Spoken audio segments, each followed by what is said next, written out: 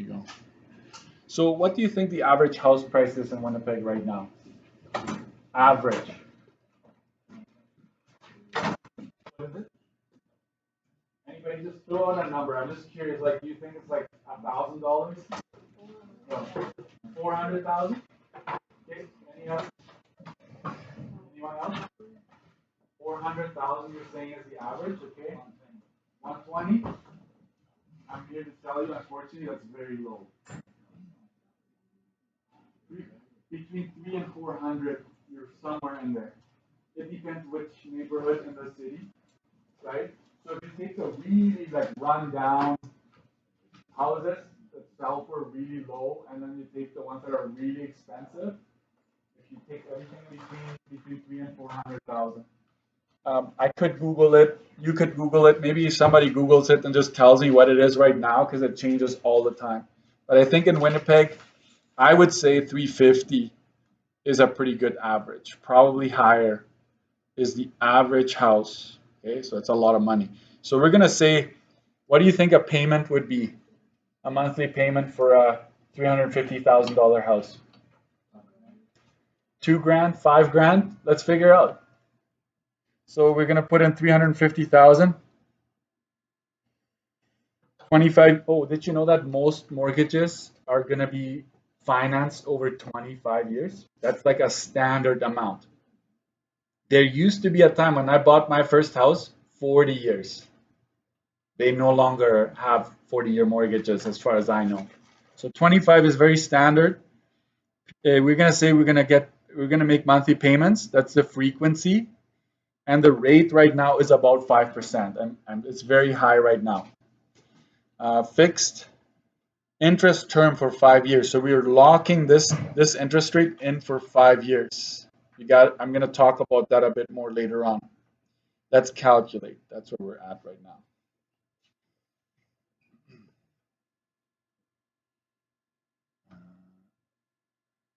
What's happening? There we go. 2,000. You nailed it. Yeah.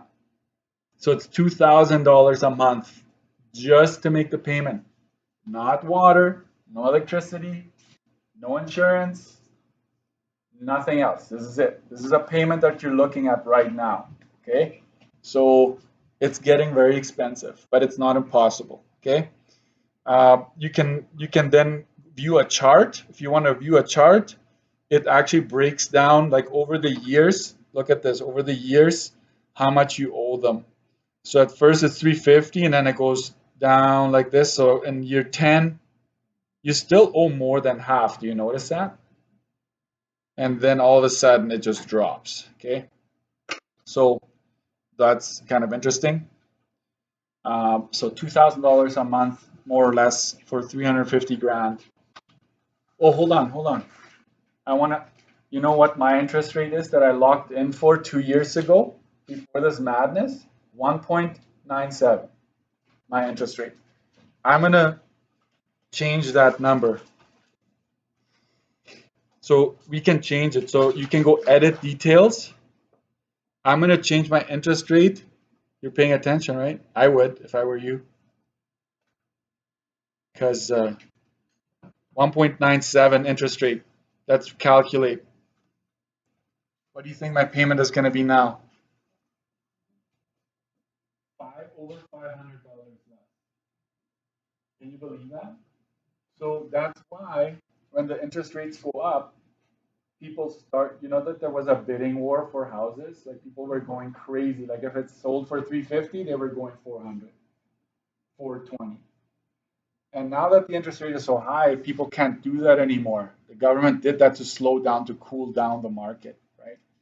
So the interest rate has a huge impact on your payment. So can you imagine you're working hard, paycheck to paycheck, to make this payment. And then all of a sudden it's time to renew. You sign a new contract. All of a sudden now you have to come up with an extra $500 a month. Like that's a lot of money. That's like going out eating, 7, 8 times a month, right?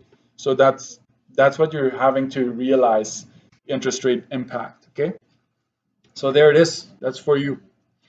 So I'm gonna skip It may seem like we're going to skip, but we're coming back to advantages and disadvantages of owning. We're going to do some math. Sometimes when I talk too much, you fall asleep, right? So page 10.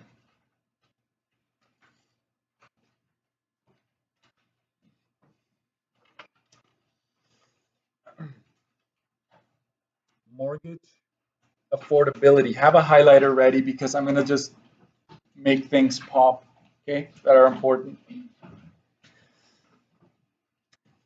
What's the GDSR? Yes, it's right here. Gross debt service ratio. But what did I put down before GDSR? What does it say here? Mortgage affordability. So the GDSR has to do with whether or not you can afford a mortgage. I'm not kidding you. The banks use this all the time. My bank, like my financial advisor, will do the GDSR when I'm planning on buying a house, right? And so this is a thing they still use. I asked, you still use the GDSR? And she said, yes, we're still using this, okay? You have to see if you can afford a house, because if you can't, they are in trouble and you are in trouble because they want their money back. You know that the money the bank gives you doesn't belong to them. Did you know that? They take money that people invest or save, and they're like, thank you very much. And then they give someone else a loan and they collect interest to pay you your interest that you're earning on it. And so they just hand it back and forth, right? That's what they're doing. So the GDSR, here's the formula. I would say this should be on your study sheet.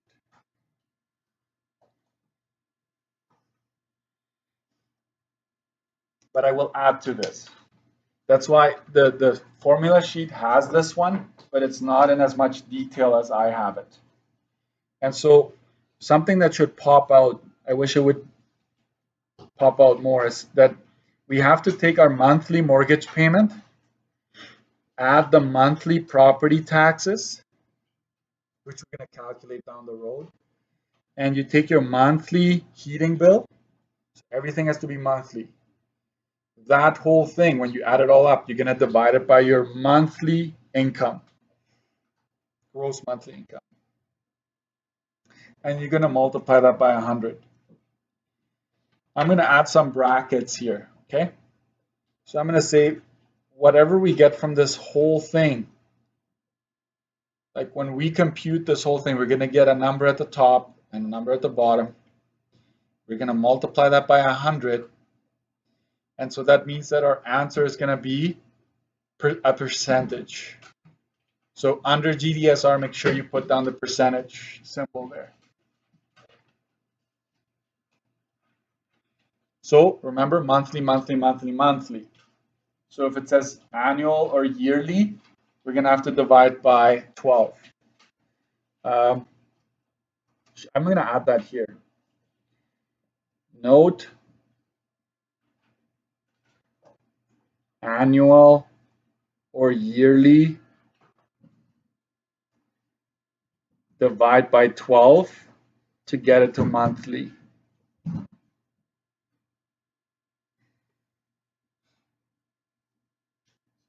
that happens, then you take that amount, the yearly amount, just divide it by 12. Now it's in months, per month, right?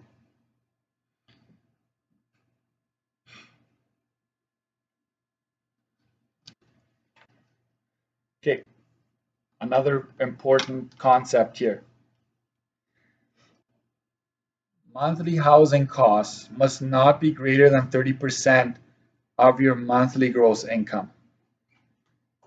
Okay, and highlight that. This is about a third. If you think about it, 32% is about a third. So if you look at your income is the entire pie, right? The entire pizza. A third would be about this much, right? So the banks are saying, right? I'm just going to highlight it like this.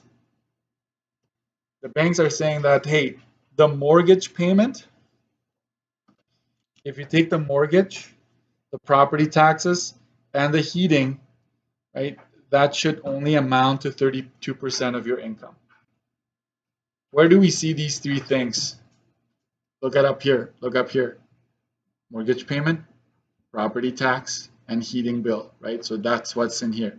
These three amounts should not be more than 32% of your income. So here's, if someone's GDSR is greater than 32, the bank will not approve the mortgage you applied for. So here's this, I'm going to ask you to copy this. GDSR,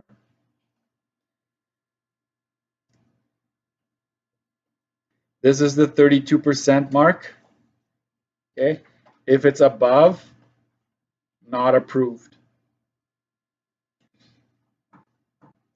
If it's below 32%, approved.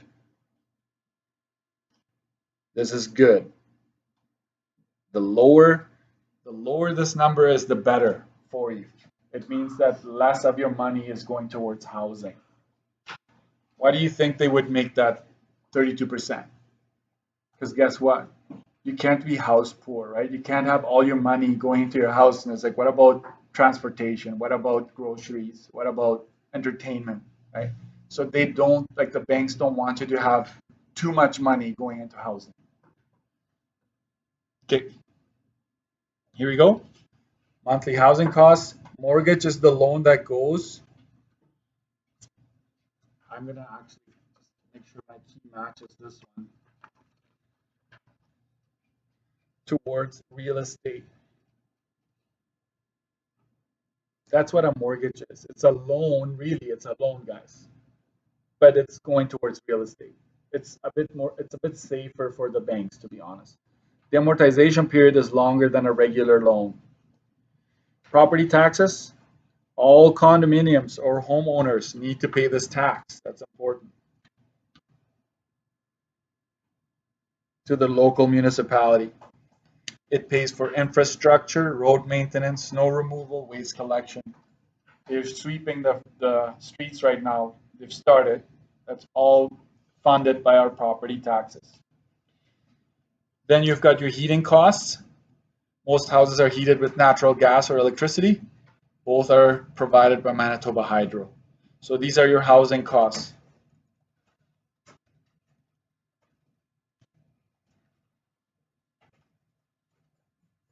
Formulas. These ones also should be on your study sheet. Maximum monthly housing costs someone can afford. Highlight that.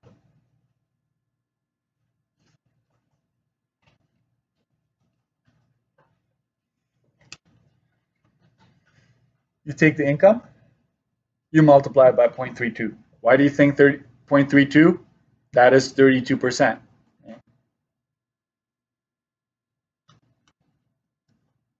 So if you make a lot of money like me, like $20,000 a month,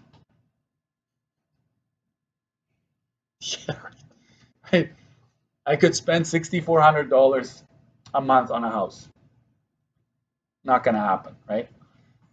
So anyways, next, maximum mortgage payment you can afford. This is also something I would have on my study sheet.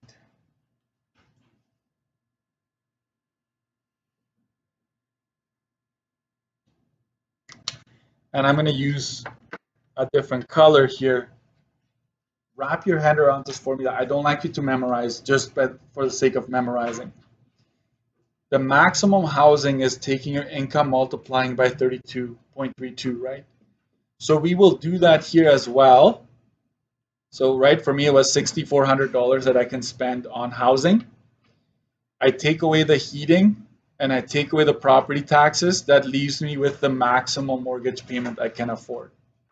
So here is your orange or whatever you have. This part right here literally is copy paste in here.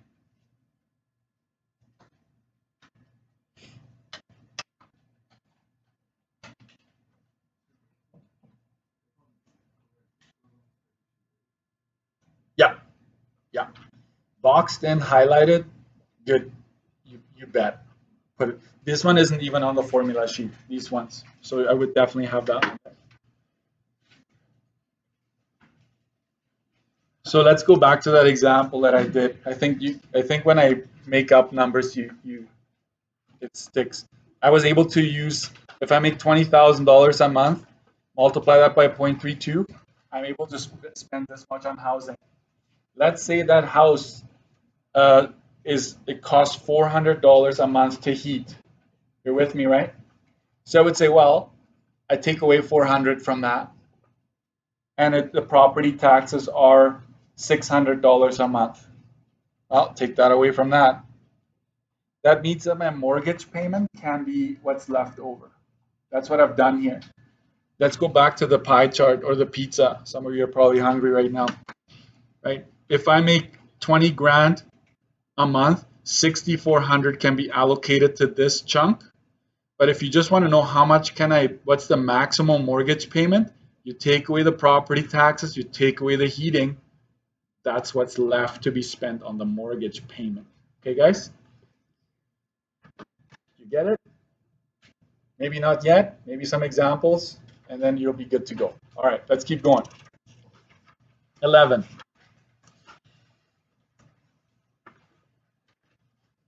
I'm going to give you some work time before I continue with the rest here.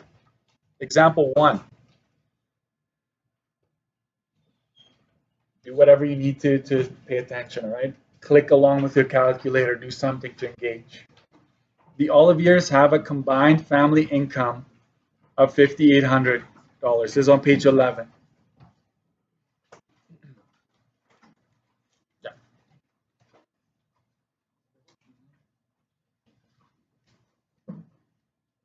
Yeah. Don't worry about the gross income so much. It's always going to be gross income. Gross income is what you make before taxes are taken off.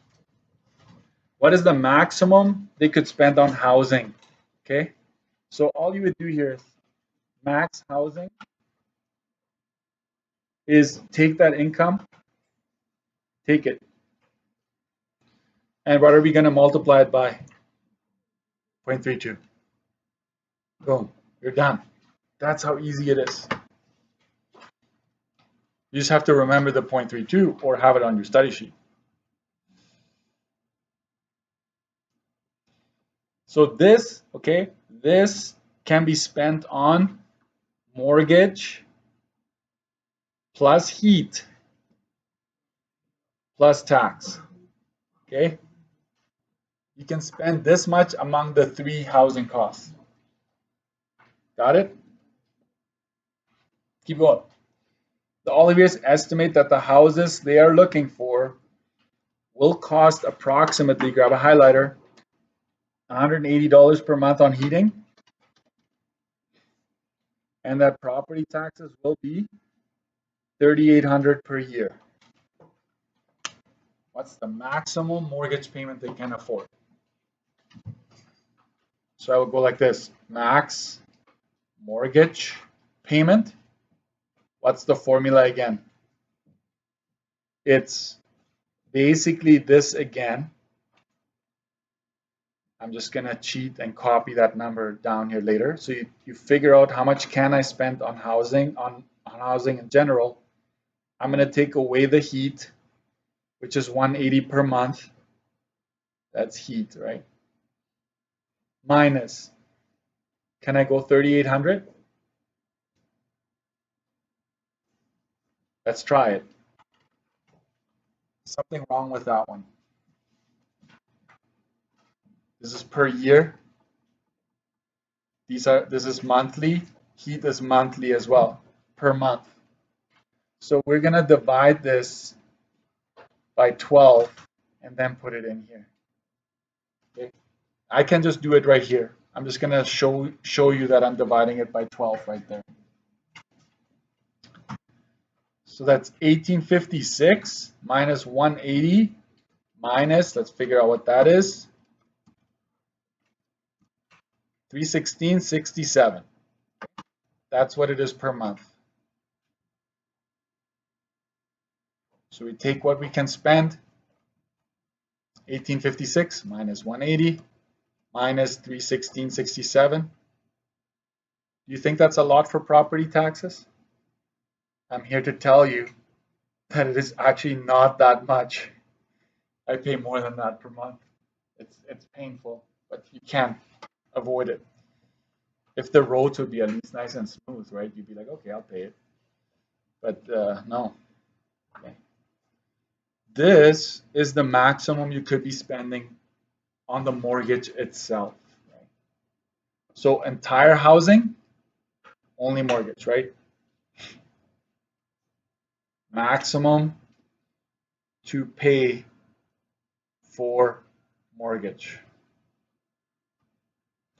It doesn't mean that you have to max it out. You could find a house that is only $1,200 a month, but this is the absolute highest amount that you would be allowed to spend, with some leeway. Okay, we are pretty cut and dry in this course, 32% or else. But your bank might say, if it's a little bit over, your credit is good, we'll just give you the mortgage anyways. You might need a cosigner. They'll find ways around it to help you out. Okay, I'll do this one, and then I'll ask you to try some on your own. Here we go. Xavier is wanting to buy a house with property taxes of $3,600 per year. That's probably important. The heating costs, heating is $250 per month. He looks up an online calculator and determines that the mortgage payment would be $1,450 per month. He earns $55,000 per year. That's about a quarter of what I make. Anyways, calculate the Gdsr for Xavier. Okay, so we're going to do that. Gdsr. What's the formula for this? It's a long one, guys. It's a long one. Look it up. Just give it a quick peek. It says mortgage payment, right? We know what that is. That's $1,450. Plus, what is it adding? I need to make sure I go with what you have. Property tax, correct? Monthly. Can we just take the $3,600 and just put it in as is? The answer is no. You got to take the $3,600, divide it by 12. I'm going to do that in here. If that bothers you, do it on the side. That's okay. Plus the heating. Heating is already a monthly amount, so we're good to go. So this, what do we call all these three together? The monthly housing costs, right? All these three are all your housing costs. And then down here is your income. You divide it by your income. So it's 55,000 divided by 12. And I told you already, I do not like fractions that much, right? We don't get along. There's a very fine line between me and the fraction. Right? Okay, so I'm going to clean this up a bit. 1450 plus mental math or a calculator. Hey, you can never be too safe, right? $300. So this amounts to $300 per month plus 250. Divide that by, let's take the 55,000 divided by 12. That is the equivalent of Xavier making $4583.33 per month.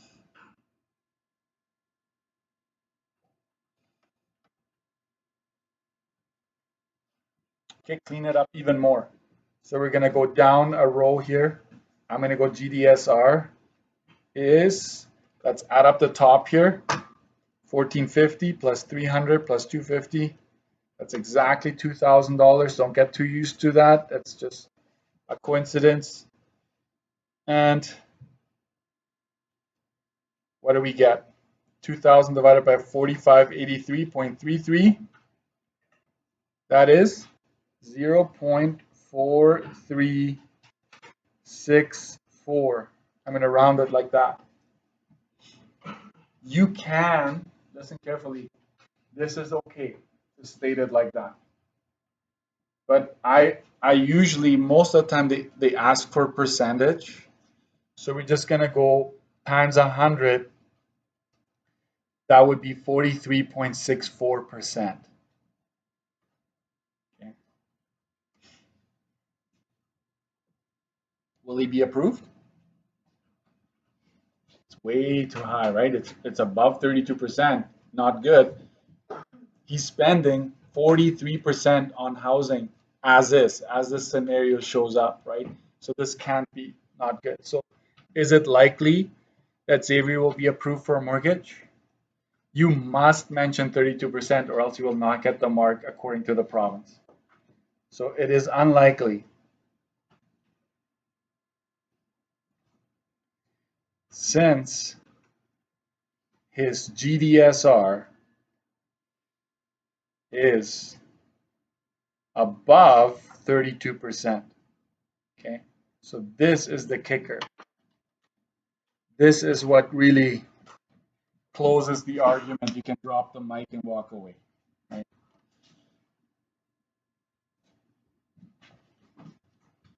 How can Xavier reduce his GDSR? How can you reduce it? Assume that he would like to buy a house in the same price range.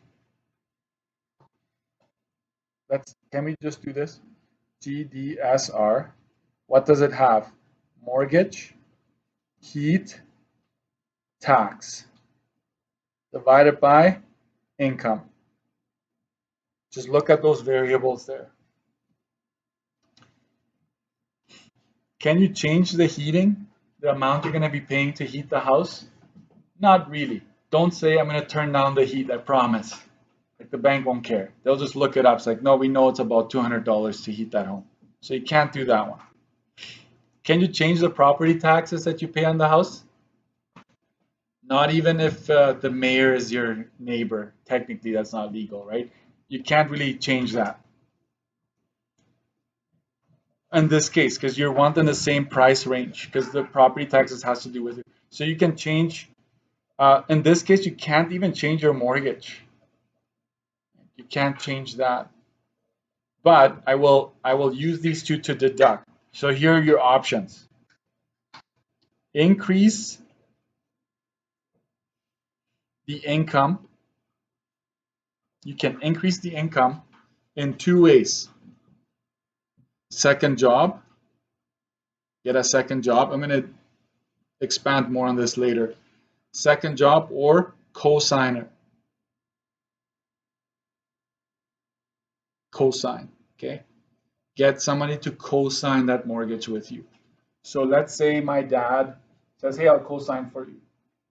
You know what the bank does? Now you both own it.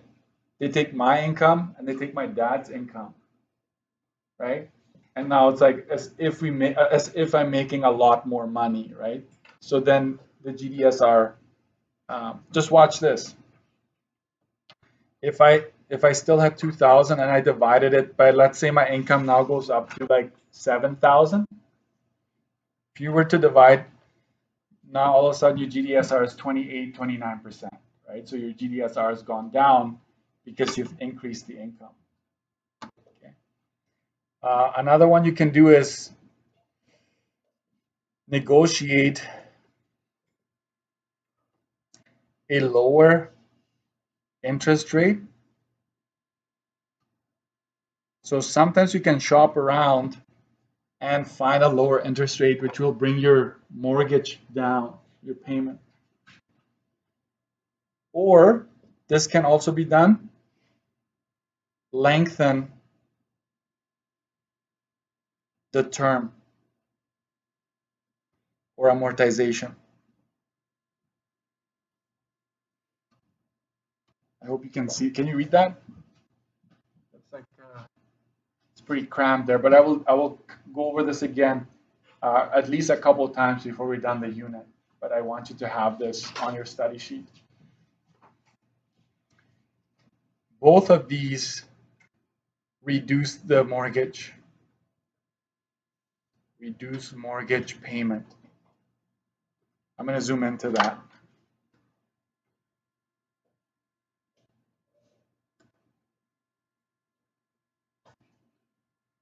So you increase your, do you think you can just go get a second job like today and go back to the bank? It's like, hey, I make more money, I promise. No, it doesn't work that way. You probably have to have 6 months, like you have to have a paycheck that shows up for 6 months, and then they know, okay, you actually have that job. You're not going to quit tomorrow, or you might. You can actually do that, by the way, but you might be in trouble if you can't keep up with the payments. You got to understand the GDSR is to protect you as well, not just the bank. It's to protect you from overspending on a house. If you cannot afford it, you shouldn't be buying it. You don't want to declare bankruptcy, or you don't want to have to sell and lose. Okay. All right. Here's what I'm going to ask you to do. Come with me to page 12. I'm going to say, for now, pages 12 to 15. There's a bunch of GDSR questions there. Yeah. Can I just give you a heads up? 14, if you're up for the challenge on page 14, that one has a lot of moving parts. That's not something I really expect you to know how to do for a test or the exam. So you can put a star on question 3. If you like the challenge of figuring out how much this person makes per month, if you're stuck, you come and see me. But the rest, I would expect you to know how to do, okay? So let's start on page 12. Just make sure everything is in monthly amounts. If it's not in monthly amounts, you divide by 12, right? So here we go. Some work time. Help you in your tracks, because the key is posted online, okay? Right as you were working, 12 to 15 is online. So if you want to, I really encourage you to try at least 2 GDSR questions before you come back tomorrow, okay? Minimum. So we're going to go and talk about, go to page 3, okay? Go to page 3. These are going to be easy 1-mark questions if you know what you're doing. Okay. Page 3.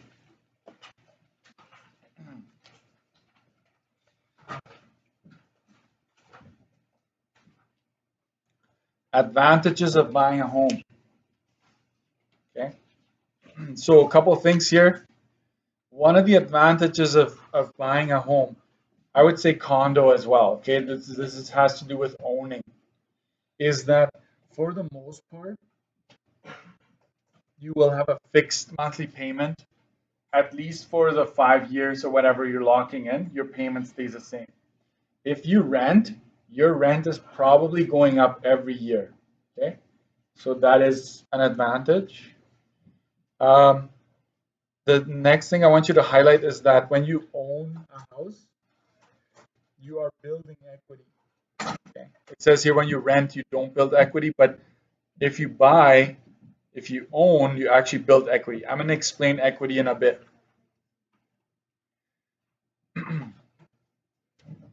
When you buy a house, you can stay as long as you like and move when it's convenient for you, right? So nobody's going to kick you out. The landlord isn't going to say, hey, we're going to renovate this whole building. You got to get out, right? They can't do that to you. It actually happens quite often. When buying a home, you may be able to cash in on the appreciation over time. You may be able to cash in on the appreciation over time. So your house goes up in value. I would say not always, historically speaking, but in the last 80 years or so, that has been the case. But you can cash in on that, the fact that your house is appreciating over time. Number 6, you have the freedom to do any home renovations you like. You can add a sunroom. You can renovate the bathroom. You can tear down a wall. You don't have to ask your landlord for permission. If you rent, when I rented, I couldn't even have like a fish as a pet. Like I couldn't have anything. They wouldn't allow painting the walls. You had to ask for permission. And if they did allow, you have to repaint them back to the original before you moved out. So that's a few things. So I'm just copy this down here. I know you're in home mode already, I know that, but let's summarize this. There's a fixed monthly payment. You build equity. This is huge. I'm gonna use this a lot. You build equity. I'm gonna explain equity to you tomorrow. You may, this is huge for a lot of us, right? You may own pets. There's no restriction. A lot of buildings, you either have to pay a high deductible or they just flat out won't let you use bring in your pets. Okay. You may have a yard.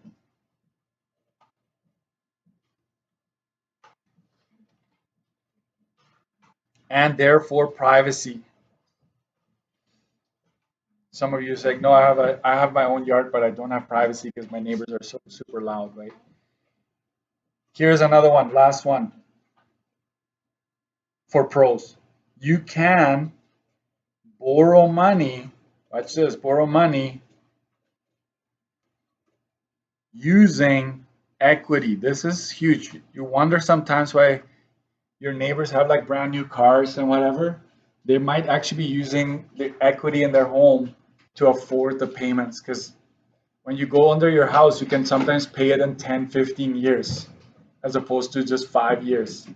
So your payment goes down to like half of what everybody else is paying. Okay. We're almost done. We're almost done. What are the advantages of renting? I'm going to page 4 here. Oh, you're still copying. Slow down, slow down. We'll stop here. We'll do renting tomorrow. Just make sure this is done. To this part, okay? You're gonna